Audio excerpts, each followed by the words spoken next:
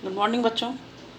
देखिए, कल मैंने आपको इस चैप्टर के कुछ नोट्स भेजे थे, उन्हीं नोट्स को आज हम पढ़ेंगे। इन नोट्स के अंदर मैंने दिया था आपको मध्यस्थों का उदय। अभी तक आप पढ़ चुके हैं कि इसके बारे में हमने पढ़ा था स्वदेशी बैंकिंग प्रणाली के बारे में, ठीक है ना। स्वदेशी बैंकिंग प्रणाली का बहुत बड़ा योगदान रहा।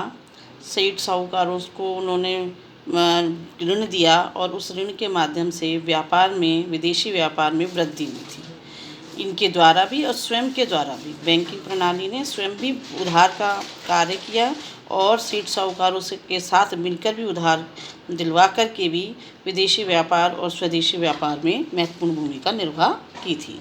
इसी क्रम में आज हम पढ़ेंगे, वो है हमारा मध्यस्थों का उदय। जो ये मध्यस्थों के उदय की हम बात कर रहे हैं, मध्यस्थ ये लोगों का भी एक बहुत बड़ी भूमिका रही व्यापार को बढ़ावा देने के लिए। इन्होंने बहुत बड़े बड़े अच्छे कार्य किए थे। विदेशी व्यापार जब किया जाता था तो उसमें बहुत बड़ी जोखिम होती थी। व्यापार एक देश से जब दूसरे देश किया जाता था तो समुद्री मार्गों से होकर के व्यापार होते थे या सड़क मार्गों से। तो समुद्री मार्ग ही हुआ करता था विदेशी व्यापार के लिए, स्वदेशी के लिए सड़क मार्ग होता था। इनमें बड़ी जोखिम रहती थी, माल लुट जाने की, चोरी और डकैती हो जाने की।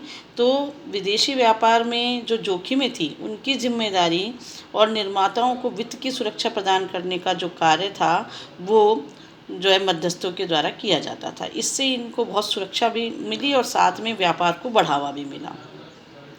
इन लोगों ने कमीशन एजेंट की तरह दलाल और फुटकर विक्रेता दोनों प्रकार के माल के वितरक के रूप में ये लोग शामिल हुए थे। मध्यस्थ कौन कौन से तरह से शामिल हुए थे? एक तो कमीशन एजेंट के रूप में, दलाल और फुटकर विक्रेताओं, कमीशन एजेंट के रूप में तो ये शामिल हो गए, और दलाल फुटकर विक्रेताओं दोनों को प्रकार के माल के वितरक के रूप में ये शामिल थे। इससे विदेशी व्यापार को बढ़ावा मिला। सोने चांदी की जैसी जो बहुमूल्य वस्तुएं हैं उनके भी विदेशों से भारत में आगमन प्रारंभ हो गया था। इस तरह से बहुत अधिक मुद्रा भारत में आने लगी थी, जिसका लाभ भारत को होने लगा था, और इसके पीछे जो हाथ था वो था मध्यस्थों का। इसी समय जगत सेठ जैसी संस्थाएं विकसित हुई थी। इन सेठ ऐसी संस्थाओं का उद्देश्य क्या था? इनका उद्देश्य था मतलब एक ट्रस्टी के रूप में, एक बैंकर के रूप में कार्य करना।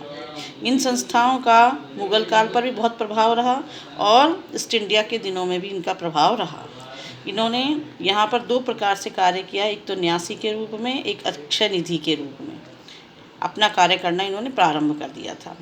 विदेशी व्यापार को अधिक वित्त की जो आवश्यकता होती थी, क्योंकि जोखिम ज़्यादा होती थी और माल को जहाज़ों के द्वारा से एक स्थान से दूसरे स्थान पर भेजा जाता था, तो धन की ज़्यादा आवश्यकता होती थी और जोखिम भी ज़्यादा होता था। इन दोनों के कारण ब्याज की दरें जो है यहाँ पर ऊंची रखी जाती थी।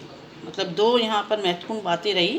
कौन कौन सी? एक तो अधिक धन की और दूसरी अधिक जोखिम की।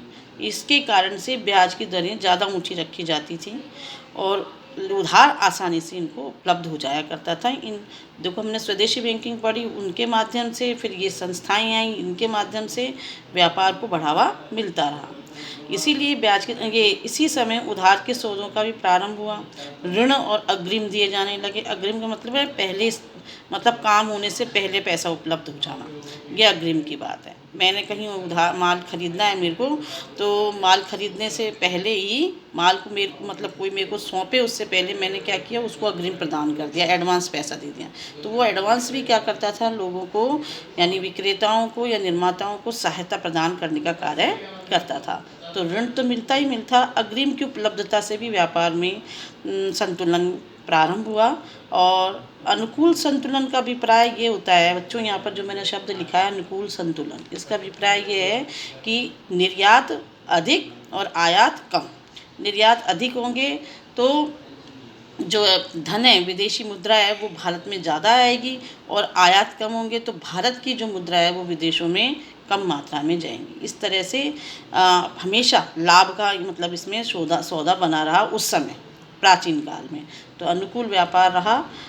ये इसके लाभ थे मध्यस्थों के उदय होने के। अब दूसरा जो आपका टॉपिक आता है वो है परिवहन। परिवहन के दो साधन थे, एक सड़क मार्ग था परिवहन में और दूसरा था हमारा समुद्री मार्ग, मैंने इसमें लिखा आपको बताया भी था पहले। तो परिवहन का विकास, परिवहन में सड़क व दूसरा था समुद्र मार्ग, इन दो का विकास हुआ। इन दोनों के विकास से ही व्यापार को बढ़ावा मिला। तो नेक्स्ट टाइम जब हम मिलेंगे तो हम परिवहन के विषय में अध्ययन करेंगे। तब तक के लिए थैंक यू वेरी मच बच्चों।